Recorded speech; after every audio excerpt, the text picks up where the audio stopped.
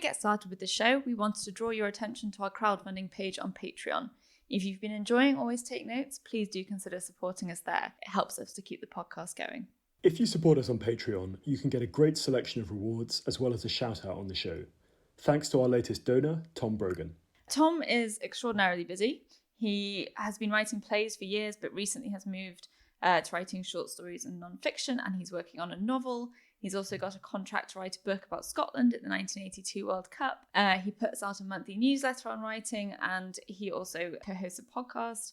He's been enjoying Always Take Notes, and it's great to hear. So good luck with everything going forward, Tom. We've recently launched a new tier for our most generous supporters. If you pledge $20 a month, you get a free 2-month trial to Otter worth $26. Otter offers automated transcription and live note-taking for in-person and virtual meetings.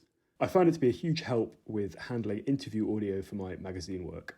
You also get access to a series of mini episodes from previous guests on the show in which they answer 3 revealing questions. The latest episode features speechwriter Simon Lancaster, and here's a snippet.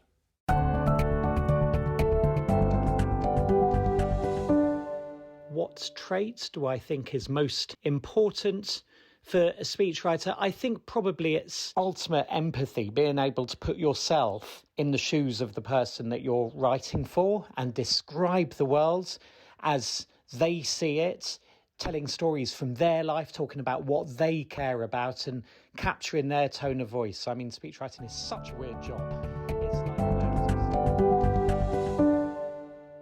Hello, and welcome to Always Take Notes.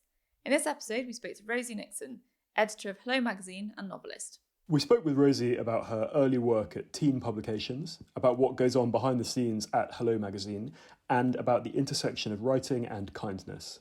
It's a great episode. We hope you enjoy it. Rosie, it's really great to have you on Always Take Notes. Thank you so much for joining us. I wonder if we could start just by talking about your growing up and your early interest in writing. I saw in one interview that you used to write notes to yourself, I think, as a child. Could you tell us a bit about kind of where you come from as a writer and then your move on to university in Brighton and so forth? Yeah, sure. Thanks for having me on. Yes, as a young child, I guess you could have called me a prolific letter writer. My mum liked to keep scrapbooks of lots of our kind of early childhood work, and it's full of letters, generally me telling on my brother or sister for something naughty that they had done. Like there's one funny letter that gets wheeled out quite often on significant birthdays, where I told my mother that my brother had put his shoes in the bathroom sink and turned the tap on, and how naughty he was. And I used to write lots of thank you letters and always my own invitations to parties and things like that. And then as I got a bit older, I kept a diary. So I have my teenage diaries still with me at home, and they're a bit like the female kind of Adrian Mole, and they're very funny and take me right back into that sort of teenage angst. So I guess I had the writing gene from a young age. My mother was actually trained as an English teacher. And there was lots of books constantly in our house. My father was actually a headmaster of a very big comprehensive school in London. So I was in a very sort of writerly world from an early age. And when you left university, you entered publishing, is that right? What informed your decision to take that route to begin with? Well, like so many graduates, it was actually quite lucky that I landed my first role, which was work experience within children's book publishers in Brighton. So I went to the University of Sussex, was keen to stay in Brighton for a few more years, and I was actually doing some babysitting for one of our neighbours in London, who happened to ask me what I might like to do. And I had been quite inspired by a tutor that I had at University at Sussex called Carol Dyehouse, who wrote for a number of women's magazines. And I remember hearing her talking about an article that she had out in Elle that week, or one that she was working on for Marie Claire, and thinking, gosh, that sounds like a really exciting career. And I was babysitting for this child, and I remember the father asking what I planned to do, and I told him I was quite interested in journalism, and he mentioned that he had a friend who worked at a book publisher's in Brighton, which was where I lived. So I sort of knocked on their door and said, is there any work that I could do for you at the publishers? Kind of got them to take me on as work experience, and then literally worked my way up. So I guess I had that lucky break in that I got the position of work experience, but I was extremely badly paid, next to nothing, worked in a pub and a shop in Brighton. But quickly moved up, became an assistant editor and then an editor of children's books, and then segued into magazines, which we'll go into probably next. Yeah, precisely. Why did you move into magazines, and why in particular into teenage magazines? Could you tell us a bit about why you did that move and then what working at Bliss was like? Yeah, after a good grounding in children's books, where I worked for 3 years at MacDonald Young Books down in Brighton, and then I'd still had that kind of urge to want to work in magazines. And again, I should have said when I was a child, I loved magazines. I had a subscription to Smash Hits. I was the child that cut out all the song words and put them together and make my own magazine, along with a mixtape of the charts. And I used to subscribe then to Sky magazine, really loved that. And just that whole feeling of having a magazine in your hands, feeling that it was something topical and relevant. So when I saw a job advertised as editor of Barbie magazine, and I had just moved back up to London from Brighton at this time, and sort of thought, oh, that's like a children's magazine. Maybe that could be my segue from children's books into magazines. I applied for this job, didn't know anybody in the magazine world, and got it. And that was a very steep learning curve, because it was just myself and and a designer running the magazine. A fortnightly title for girls. It sold a lot of copies at the time. And I did everything on it, from writing the copy, writing stories about Barbie and Ken, to producing word searches, puzzle pages, flat planning the whole issue, subbing my own copy, sending it off to production, creating the cover, doing photo shoots with the Barbie dolls with a photographer. And it was, in a way, an amazing training ground, because I learned from my mistakes as well. There was one kind of catastrophic mistake where a cover went to press with the word free T-shit for every reader on it instead of T-shirt. And that was obviously a major disaster. But when I saw that Chromalin came back, sort of managed to get it just in time, went to talk to the top boss and said, this has somehow kind of gone through, and we sort of managed to stop everything. And I have never made a mistake on a cover since then. I mean, that would have been catastrophic if that went on sale. But I made my mistakes, kind of learnt how the whole process worked, went down to the printers, saw the magazine coming off the printing press. And that was an amazing sort of starting point. But obviously it wasn't my ambition to work at Barbie magazine forever. And how long were you there? I was there for a couple of years, I think, because I probably Barbie for about a year, and then I moved on to launch with another editor a magazine called Go Girl that was for preteen girls. That's still going, actually, but we sort of came up with the concept for that magazine, and again I was writing the features. And then from there I moved on to got a job at EMAP on Looks magazine, which was my first sort of move into kind of the bigger kind of publishing houses. Worked at Looks magazine at a time when celebrity was really beginning to sell. And I was initially production editor. That was the job that they had going, so I applied for it. And obviously I had a lot of production experience too from the role at Barbie, although I really wanted to be a writer.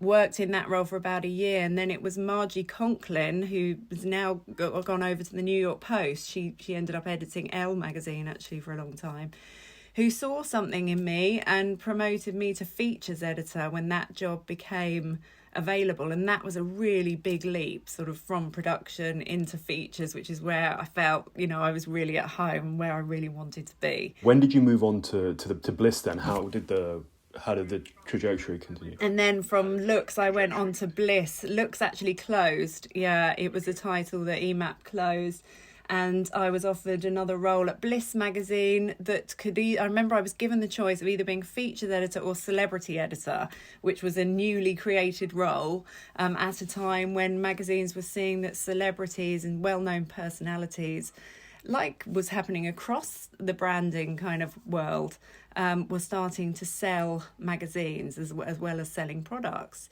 So I thought, gosh, celebrity, that sounds kind of interesting. I was doing lots of celebrity interviews anyway at Looks, and would have been as features editor at Bliss. So I made that decision, which has stood me in very good stead, and obviously started cultivating my little black book from then.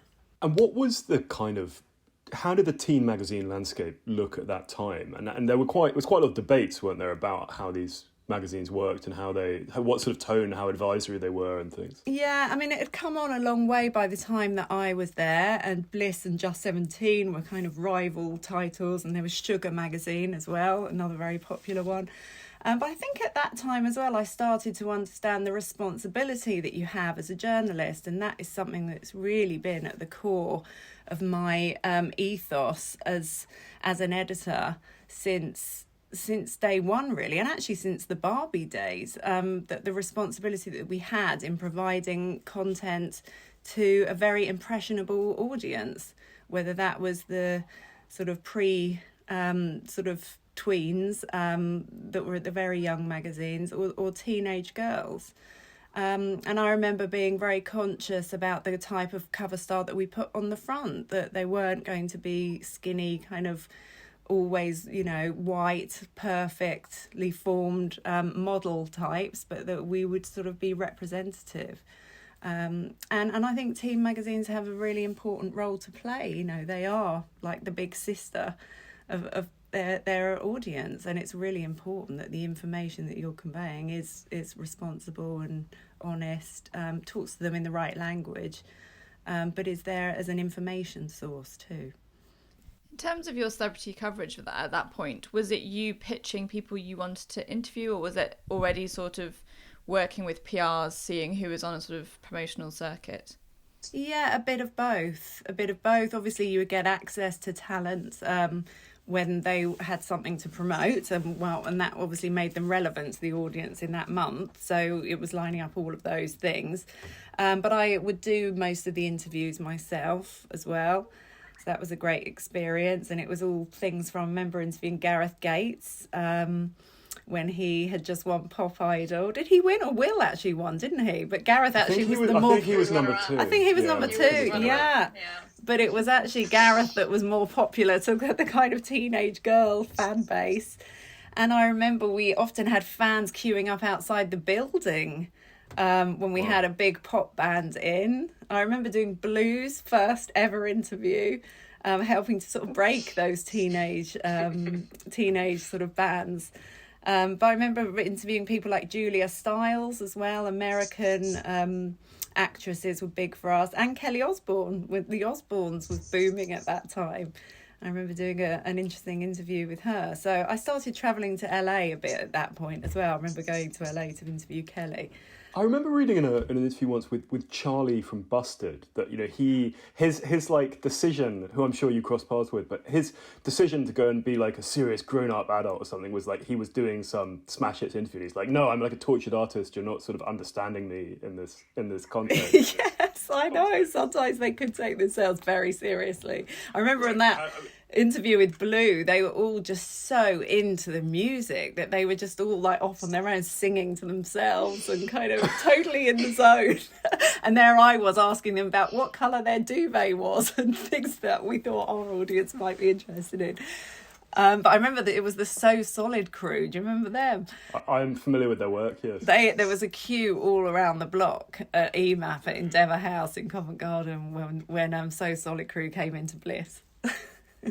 How did you learn to wrangle your celebrity subjects? As you said, you had to ask sort of questions that they maybe thought were beneath them. How do you get them on side and get them to produce answers that are more than one word?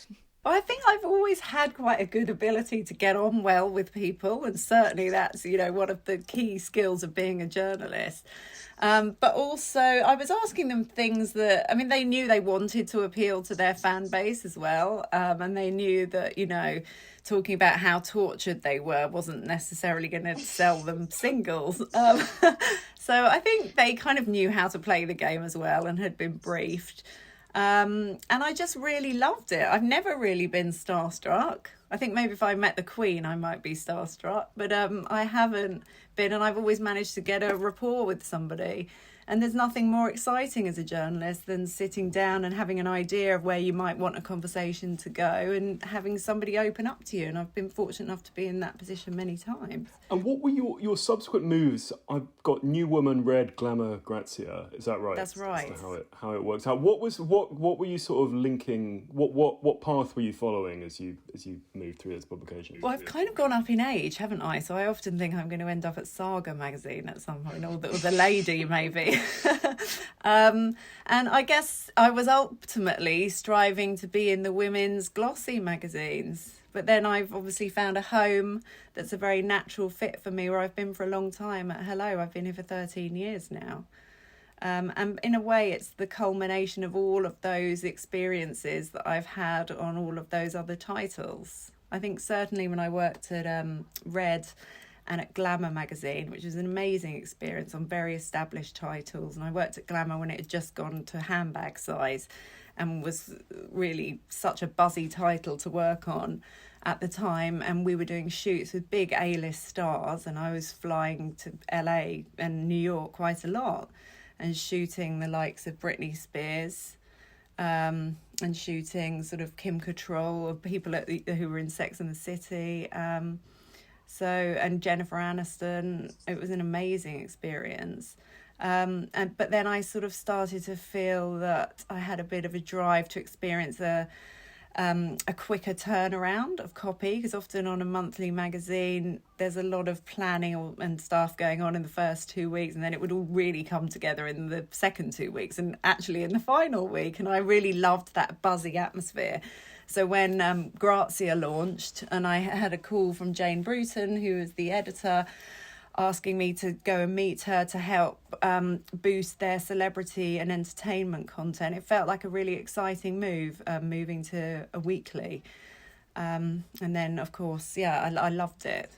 I really like the pace of it, but still having the glossy magazine attributes as well. And then from we're sort of rattling through your career history here, but you moved on to Hello, which is obviously where you are now.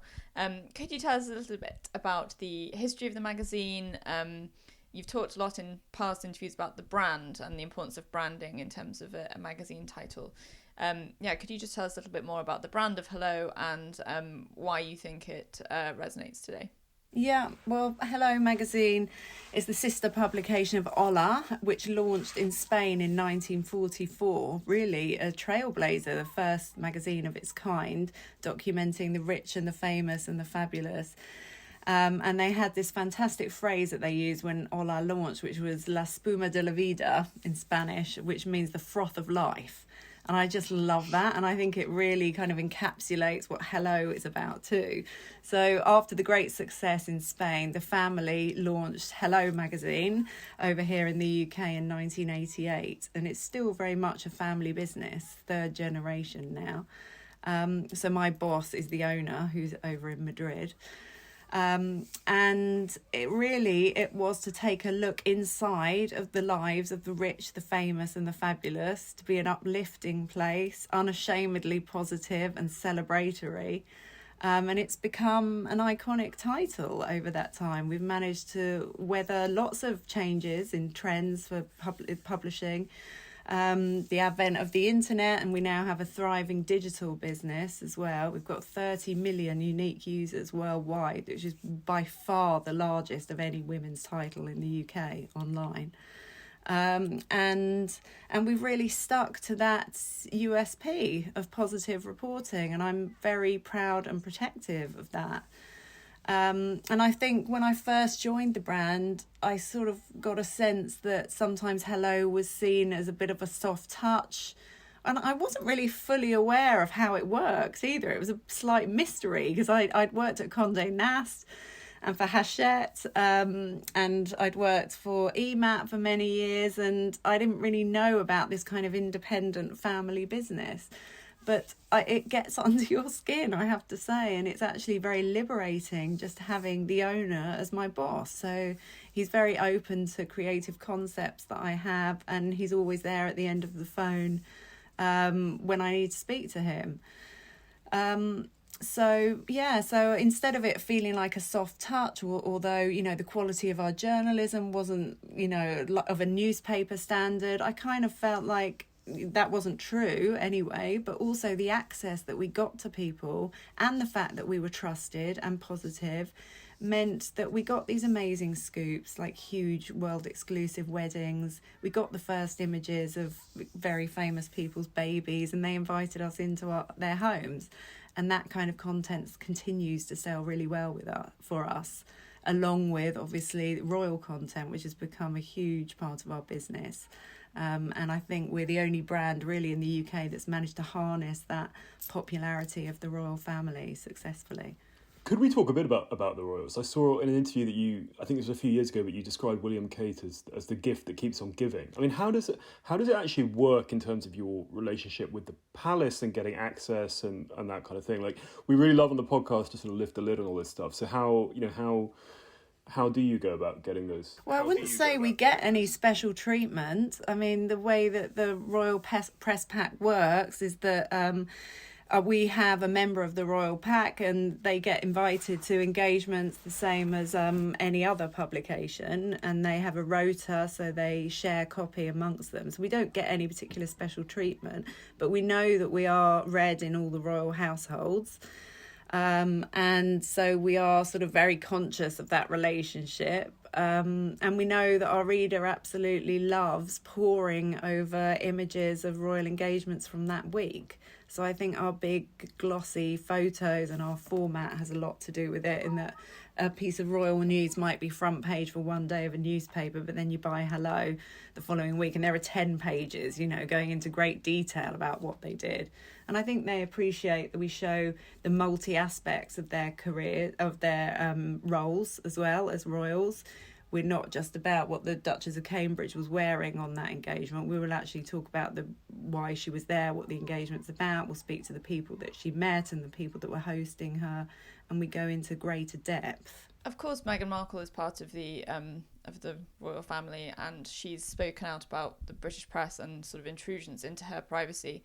Were there conversations within Hello about how you should cover the Sussexes and in light of her comments? Well, yeah, of course. I mean, there are conversations every day about how we should cover any royal story. But I actually met up with the Duchess of Sussex, with Meghan, shortly before they made the announcement they were leaving the royal family. And she thanked me for being a kind publication, which was really great to hear, that she didn't lump us. Because I do find it very frustrating. I'm sure lots of other editors too, when the British press is sort of lumped together and given this bad name because of one or two articles that have appeared in other publications and legal situations that might be going on. So that sort of felt unfair to us, and it was nice that they recognised the role that we have. I mean, frankly, we sell with good news. So when you find a formula that works for you, then you do more of it. With the cover you sent over to us, the wedding cover from William and Kate, could you just tell us about how you went about putting together that issue and then also how it was received once it was published? Yeah, well, that is a reflection of a kind of dream issue of Hello, really, because we are a hybrid, really, between a newspaper and a glossy magazine. So there's nothing more exciting. For us, a royal wedding kind of is the ultimate. So we come into the office on very, very early that morning, and we had it all meticulously planned as much as we could, given all the information that we were provided with in advance from royal households. And then we work like a newspaper. So we've got reporters out all over town. There are 100-odd empty pages of the issue on a flat plan when we come in. And then we're a small team, but we all have very specific roles in the process. And most of the team at Hello have worked at the magazine for a long time. So we're like a well-oiled ship, and we know how to work. And then all the photos come in. So actually one of my greatest challenges on a day like that is sifting through with the creative director and editor thousands of images, picking the best ones, because Hello is really known for its photography. So yeah, working like that, dividing up the day into features and then feeding in exclusive content as it comes in from our reporters all across town. and our relationships, and knowing that we're producing an issue that's going to stand the test of time. There's a souvenir quality to an issue of Hello like that, a sort of collector's feel that this is something to keep hold of and eventually end up in a box in the loft and be enjoyed by the great-grandchildren in years to come as a moment in time. Think of Hello as the magazine of record. And actually, we've had researchers and costume designers and people involved with all kinds of productions that have come to Hello to look through our back copies. Because you pick up any issue of Hello since 1988 and you have got there a snapshot of British life, you know, the fashions, the hairstyles, what was happening politically, who were the movers and the shakers of the time, what was happening in film, in culture, all of that. So... I think I read that it was a full 24-hour working day when you put together that issue. In general, now, what's your working day like as editor-in-chief? And also your working week? Obviously, probably before COVID times, I imagine it's not quite the same now. Yeah, but I don't think it will go back to quite what it was either post-COVID. So, it has been a very different time, obviously. We've all been working from home for the last year, which has gone amazingly smoothly. I have to say our IT department were fantastic at the beginning with setting everybody up, because we have a tight weekly schedule. We go to press every Friday evening and we're on sale on the Monday, although we do have some flexibility and we can hold the issue open over a weekend if we need to, if we know something big's happening. So the week kind of grows in pace on the print side from the Monday. But of course we have a huge digital operation now as well, which is operating 24/7. We are pretty much a 24-hour operation. We even have writers in the States now. Filing their copy and uploading news to the site and our social channels. So it's a busy old time, but obviously since there have been no events, things like that all fell away, obviously with COVID, and I used to be out several times a week at events. So we've missed all of that content. But actually it's been a very creative time. We've had to really look at what our USP is, what is our role for our audience during a pandemic, and we all felt very strongly, and certainly I did, that we needed to be uplifting, we needed to provide entertainment, we were going to be a politics-free zone, and we were going to take our audience away from the stresses and the strains that everybody was facing in their day-to-day life, and be a place of comfort and to transport them really in that 20 minutes that you might take up with a cup of tea to sit on the sofa and be away from your screen as well, you know, to have a moment with a magazine in your hand.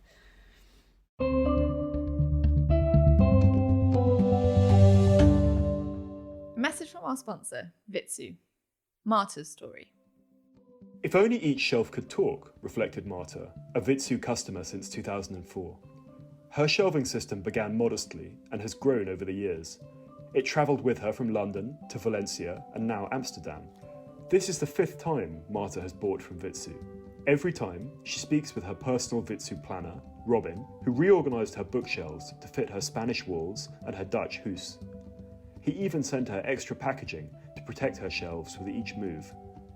You might say that their relationship has become a friendship over the years. Marta knows she is valued and trusts the advice Robin gives. If your shelves could talk, what would they say? Vitsu's 606 Universal Shelving System is a modular, adaptable kit of parts. It can form the perfect home for your books and even the desk from which to write one.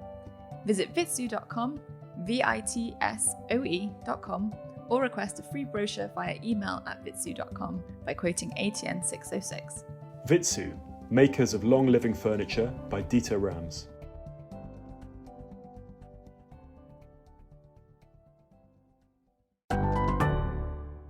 2 points that often come up in discussion of Hello in the media are the question of copy approval and the question of paying for stories. What is the policy that the magazine has on those? Well, paying for stories, I mean, is quite... I've found it absolutely laughable, the sums that are bandied around that Hello magazine has paid for exclusives, and I can tell you now they're categorically not correct. I mean, if we were spending £1 million here and had this bottomless checkbook, then the magazine would have gone bust a long time ago. So we only pay when there is sometimes above and beyond any publicity that a star might need to do in the name of a project.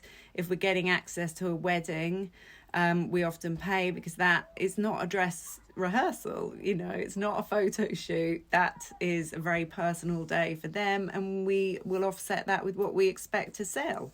So, that it would be worth us achieving that content. But we do spend a lot on our shoots as well. We have really high production values. And copy approval is only given if it's factually sort of necessary to do so.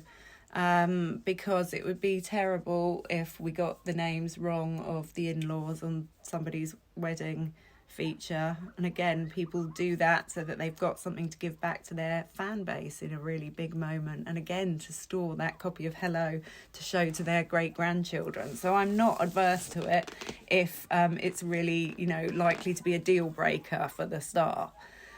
But it's not something that we just offer up on every piece, because I think that, is really difficult on the level of journalistic integrity. So your preference would be to sort of run facts and spellings and stuff past them rather than send them the whole article before it goes out? Yeah, or sometimes it's easier to send the whole article for them to check all of the facts, and that nothing's been taken out of context, but there would be a lot of negotiation between any requested changes. And we do a great service to our audience. We're going to ask our subjects difficult questions, and we're going to cover that elephant in the room sort of area of their life, because we have to. We're not here to sort of whitewash over somebody's life. We want them to talk honestly and to open up to us, but we'll work with them to find a way that they are happy to do so. What effect has the rise of Mail Online had on the kind of ecosystem of Hello? Not too much, actually. Digitally, we've had the most incredible few years of great growth, and we're a very different kind of site, aren't we? I think that's kind of obvious. Hello is very celebratory in tone. We're very clear about our ethos for the magazine and the approach that we take to stories, and we play the long game. It really is in our interest to work closely with the stars, and that's why we are driven by so many great showbiz exclusives. It's just very different in tone. Could you tell us sort of on that note about your about Hello's kindness campaign? Yes. Yeah, so we launched our Hello to Kindness campaign in January 2019. Yeah, and at the time it was in response to some growing negativity that we were seeing online, especially aimed at the Duchess of Cambridge and the Duchess of Sussex. So lots of negative comments about the two, almost kind of pitting them against each other. And were these on your own social threads, right? They were on our social threads, yeah. And I mean, they were all over the internet as well. And then sort of, users would then get into arguments with each other. And there were some really abusive, sexist, racist, just horrible comments being made. And our social media teams were having to spend time policing all of these comments, and it was actually from a conversation that our royal editor had with one of the royal households that found that they were experiencing exactly the same. We felt that we were in a good position within the media to make a stand and say that actually this kind of bullying behaviour wasn't okay and didn't have a place in our world. And so we decided to launch the campaign to promote a kinder attitudes online, and the idea that people should speak to each other and treat each other in the online world the same as they would in the real world. If you met Meghan Markle in the street, would you say that to her? Well, probably not. So why was that okay to be online? And just to promote more accountability online, and the movement really took off. The campaign gathered great steam. We got global coverage and pickup for it, and it resonated with our audience, and we did start to see things change online, and we blocked comments and deleted users, and really did all we could to make our channels feel like a positive place. So it was an extension of the ethos that we were already practicing at Hello, but in a sense it modernised it and brought it out there into the online world. I saw this interesting line, I think it's in your bio, saying you're a passionate believer in the power of kindness and always looking for the next big story. And I was wondering, how do you reconcile those 2 points? Because there's not a straight dovetail between the two, right, in some ways, between, journalistic inquiry and... I think there really is, yeah. For me, kindness is a choice. You can always choose whether you're going to respond to any given situation with kindness or not. And I think you can... same when you're doing an interview with somebody, if there is a sort of an area of their life that they're not keen to talk about, there is a way to frame it that everybody feels comfortable with. And I think that kindness does sometimes need to be inspired or learnt. And you have to stop and check yourself sometimes and think, oh, actually, I was going to do that, but that actually isn't a very kind response. So I'm going to go this way. And I feel that it always works to your benefit if you do that. I've just written a book, actually, that's coming out with HarperCollins, their HQ imprint, in November, called Kindness Counts. And I've actually delved into my little black book and got lots of influential and famous personalities to talk to me about kindness. And it's been so interesting. The power of kindness, a smile, a little sort of supportive message. These are small things that don't cost much that have a huge impact and collectively can change the world. Could we move on to talk about your novels? Firstly, when you first decided you wanted to write them, and when on earth you found the time to actually put pen to paper? Yes, I did put on some makeup today because I do feel slightly tired. But The Stylist was my first novel, and it came out in 2016. And I guess it was a natural progression for me because we've talked, I love writing. I always wanted to be a journalist. And obviously, as I've become an editor and then editor-in-chief, I've been further and further removed from the writing process. Although I do still write pieces for Hello when I can. I've got an article in this week's issue because I am still hands-on with that and I love it. But The Stylist, the idea came to me actually when I was working at Hello, and I realised I'd done most of the research already during my career in glossy magazines. It's about a girl from London who gets a job assisting a big stylist to the stars during award season. So the book is set between London and LA during the roller coaster of award season. The BAFTAs and the Golden Globes and finally the Oscars. And it's a romantic comedy, and I use lots of the experience that I'd had of being on red carpets at all of those events and of attending those events and seeing the stars prepare. I remember when I worked at Grazia magazine, I was out covering the Oscars one year and did a piece shadowing Mr. Armani, Giorgio Armani, the day before the Oscars. In his atelier in LA, and all the big stars came in for their fittings. I sat next to Clint Eastwood and had a wonderful chat with him for a while when he was waiting to have his suit fitted, and he won the Oscar that year for $1 Million Baby. So, I mean, it was incredible to be in that environment.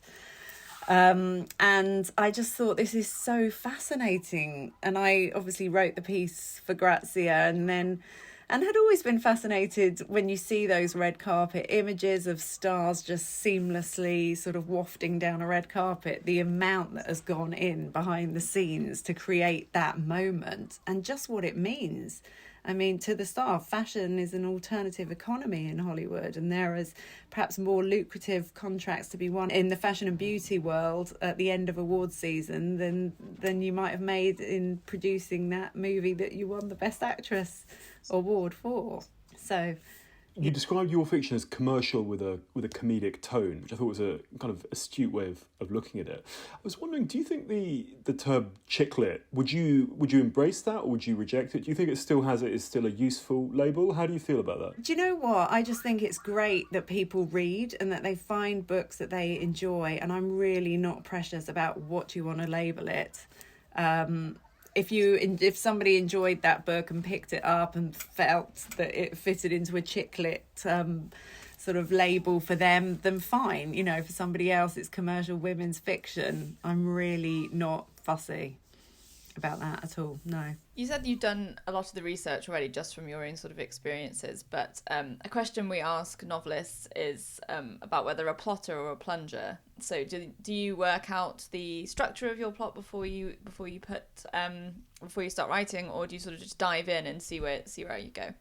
Actually, a bit of both. I work out the synopsis, so I have a rough idea of where it's going, but then definitely I believe the characters take you on their own kind of journey once you get really into the book.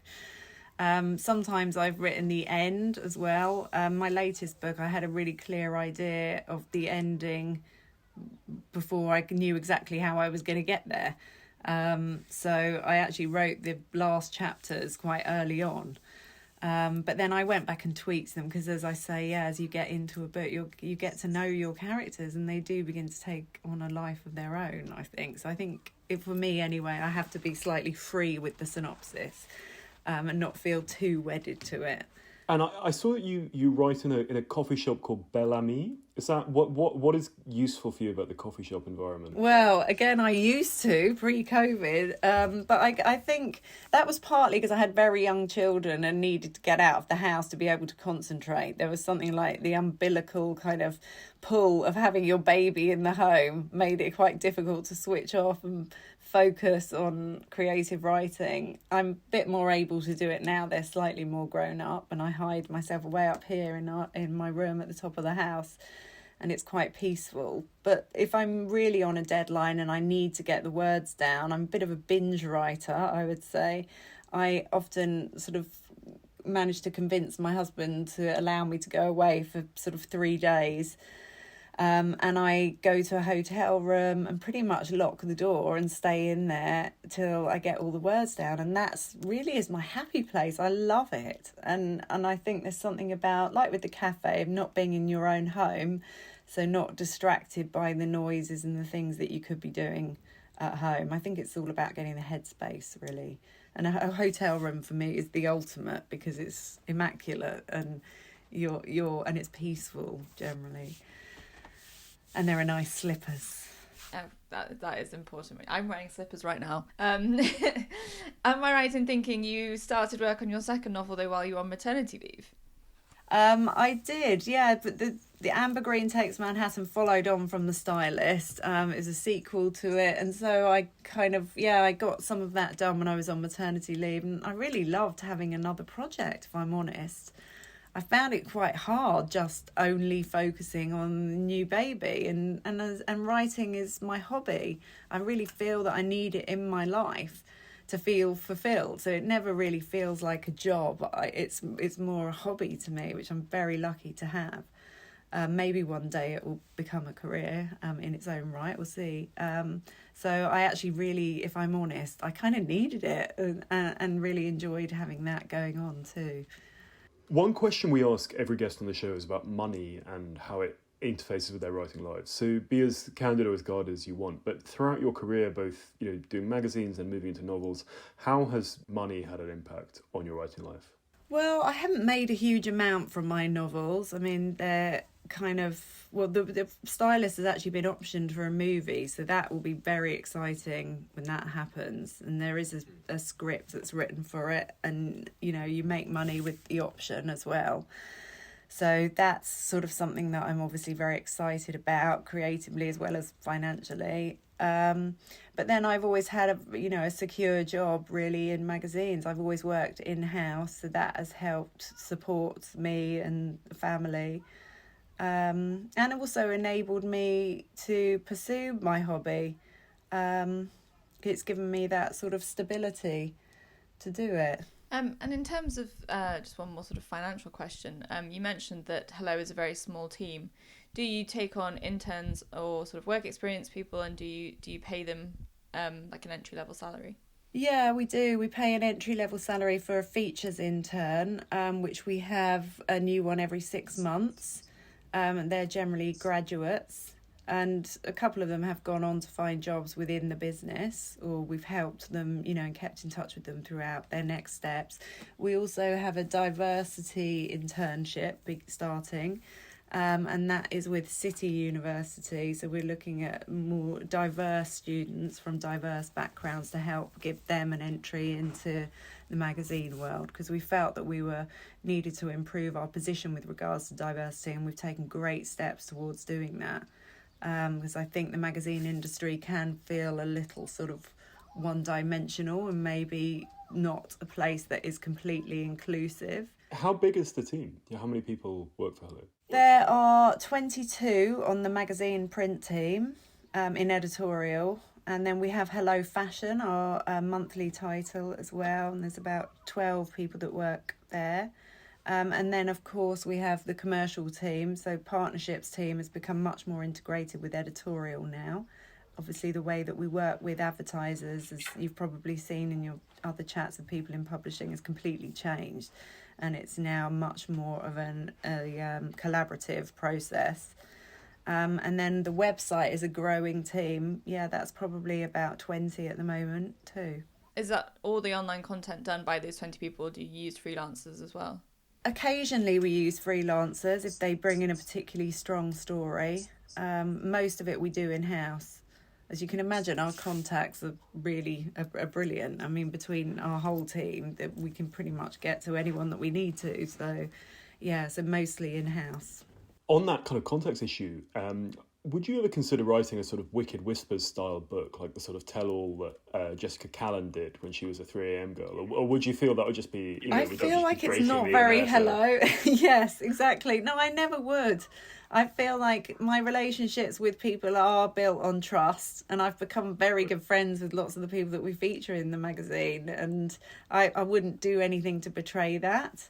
Like the magazine has always played the long game. We haven't gone for the quick fix by blowing a relationship just for one cover scoop. I think I'd feel the same about my career and life as well. Was that something you were conscious of when you're doing the stylist, and obviously the stylist takes Manhattan, that someone could potentially read into it and think, that sounds familiar? Yeah, I mean, all the characters were fictional within it, but, you know, it is based on a real world. But then that's sort of half the fun, where people can think who that might be. But ultimately, like with Hello, it's very celebratory of the entertainment and the fashion world. You can still use humour and have fun with it, but be ultimately celebratory and kind.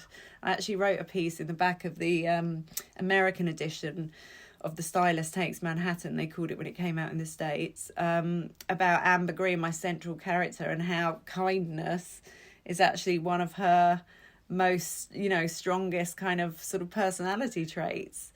Even though, she has quite a roller coaster life, and she's very funny, and but she's kind, really, in everything that she does. People sometimes say that it's, in newspaper terms, it's harder to write for The Sun than The Telegraph. And would you say is there something similar with Hello versus, say, Vogue? Do you think there's an argument that's actually more complex to write for your magazine than for... No, I wouldn't necessarily more complex. It's just different. It's about a different tone, really. And, I'm sure that we feature a lot of the same personalities, but the tone of Hello is very distinct, and I really think it is one of the secrets of our success, why our brand is having such, still such a great time, even though times are tough on the newsstand.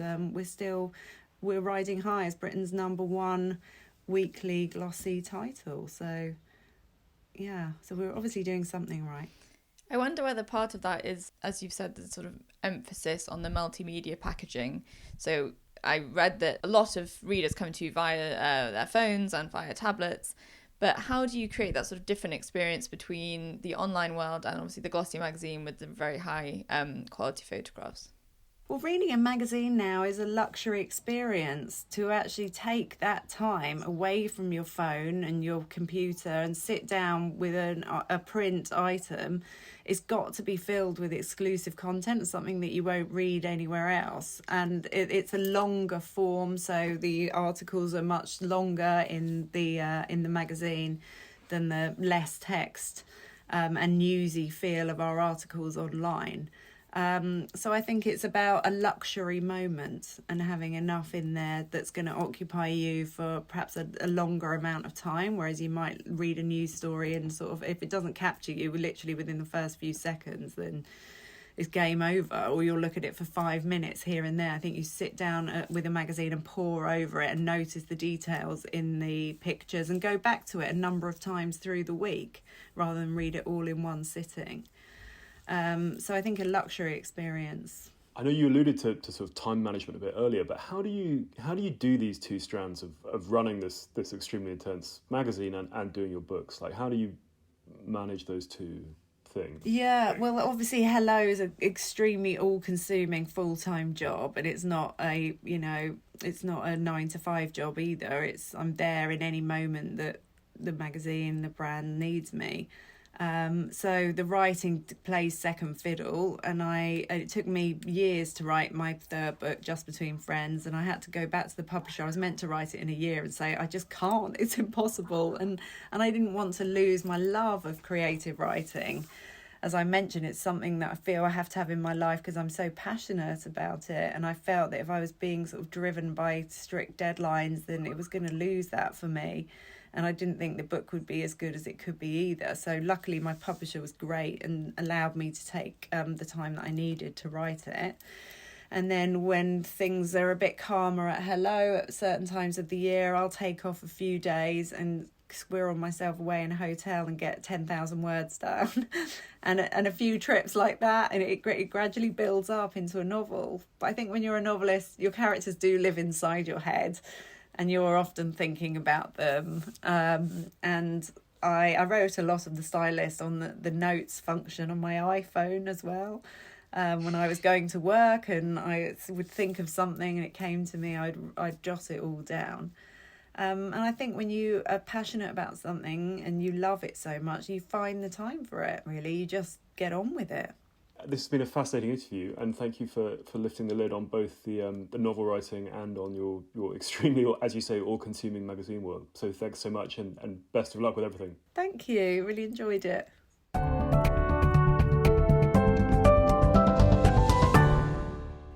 Hello, it's us again. Rachel, what was your takeaway from the interview with Rosie? What I found really interesting when doing the research for this was how it's grown its readership over the pandemic. It's one of the rare publications that sort of bucked the trend and really thrived. As we've been discussing off air, it was interesting to talk to her about the sort of ethos of kindness that runs through the magazine and the way that they consider their journalism to be, serving that aim. How about you? I enjoyed it too. I thought it was good that we kind of wrestled with some of those points. I'm also in the times we've spoken to her, often thought about her description of interviewing Blue during her teen publication heyday, and this idea of them interrupting the interview to occasionally burst into song, which is just an image that seems to sort of sum up so much of that kind of late 90s Milo. But I thought she was a really great guest, and yeah, just a kind of door to a hidden world, and she was very open and candid, and yeah, I enjoyed it. What have you been working on yourself? It's a lot of book stuff still going on, so the kind of review cycle is still continuing, which is fun and kind of a roller coaster, but also quite weird. I have just last week closed the sort of closure of my third big COVID piece for 1843, which was good and good kind of hopefully kind of closes the book on the pandemic in a bit of a way, and prepping for another trip. So it's been good, but yeah, kind of busy week. What about you? I was going to say quiet in the Ackham household. Usual stuff. I had a week of annual leave to wrap up my coursework, which has flown by. So 15,000 words of my ramblings on film and television are now submitted. Oh, really? Yeah. Okay. So that's good. What were you writing about? Well, we had weekly installments since September, so it's sort of compiling those, and it's meant to show what you've learned, which means you read back over the early stuff and think, oh God, that is so wrong. But the point is to show what you've learned. So, yes. What did you say about Bridgerton?